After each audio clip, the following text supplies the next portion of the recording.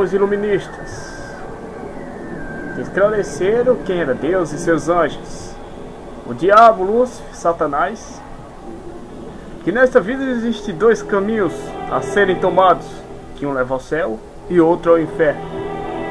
E no mundo existe uma diversidade de demônios, seres maléficos e espirituais, que planejam dominar aos poucos a raça humana, que vem se passando por deuses asiáticos, orientais, ocidentais e diversos continentes do mundo, assim como Moloque, o deus da fartura, porém requer o sacrifício de bebês.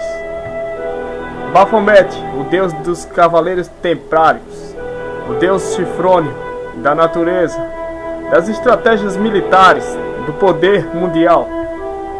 Osíris, Horus, Ra, Anubis, Íris e outros falsos deuses egípcios.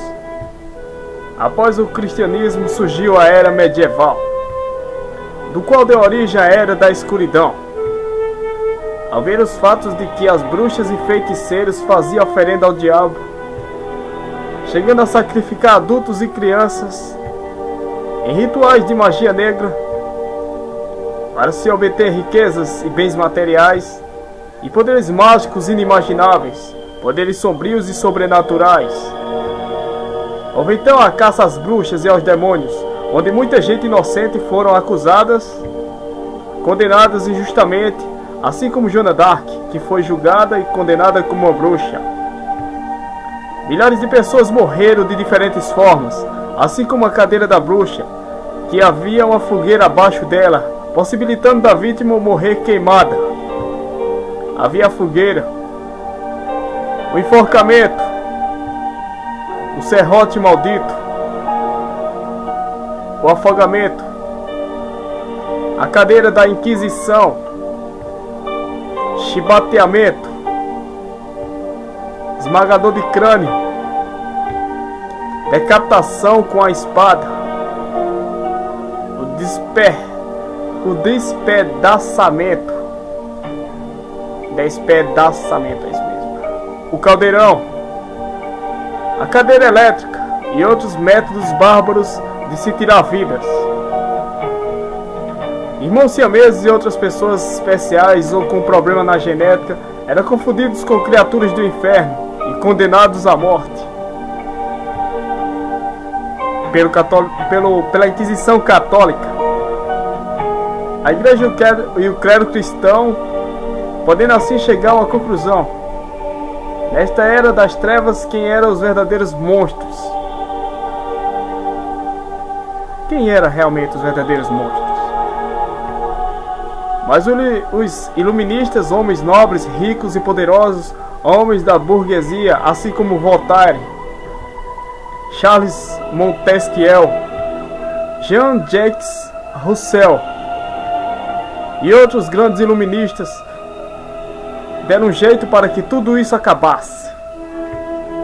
Vlad Tepes, o Drácula, ou Vlad o Empalador, era sem dúvida um grande demônio na Alemanha por volta do ano de 1456. Vlad tinha por tradição o costume de empalar seus adversários, os deixando pendurados em uma estaca após a sangrenta batalha. Após executar seu ato de pura maldade, ele enchia uma taça ou uma cuia com sangue que jorrava de suas vítimas, e comia o pão usando o sangue como molho especial. Não era muito de fazer prisioneiros. Durante o seu reinado sombrio, Vlad matou milhares, incluindo mulheres e crianças. Quando finalmente Vlad morreu, assassinado traiçoeiramente, dizem que em seu túmulo foi encontrado ossos de animais.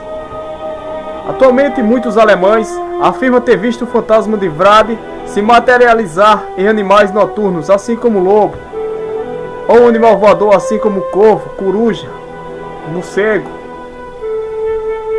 O ser humano deixou de ser primitivo, chegando a evoluir cada vez mais. E com essa evolução e revolução surgiu uma diversidade de guerras inacabáveis, infindáveis. Durante o procedimento da evolução humana, surgiram as boas e as más e as péssimas invenções infernais. Da pré-história até os tempos atuais surgiram grandes heróis que se destacaram na nossa história, assim como o grande Aquiles. Os príncipes de Troia, Pérez e Heitor. O grande guerreiro espartano, Espartacus. O maior gladiador que Roma já teve, o general Máximos, o espanhol. Leônidas, o maior rei que Esparta já teve. Reis, imperadores e monarcas, assim como Cleópatra, a rainha do Egito, vista e adorada como uma deusa egípcia. Os diabólicos imperadores romanos, assim como Nero, César, Caio Calígula César e outros demais Césares. A majestosa princesa Isabel, que libertou os negros da escravidão no Brasil, filha de Dom Pedro I, o homem que proclamou o dia da independência. Salomé, a maldita princesa que seduziu Herodes, fazendo com que matasse João Batista e trouxesse sua cabeça em uma bandeja como presente para ela. Os presidentes mais populares do mundo que entraram para a história atualmente representam a moeda americana, assim como Abraham Lincoln, Benjamin Franklin e George Washington. Elizabeth Bathory, a condessa de Sangue,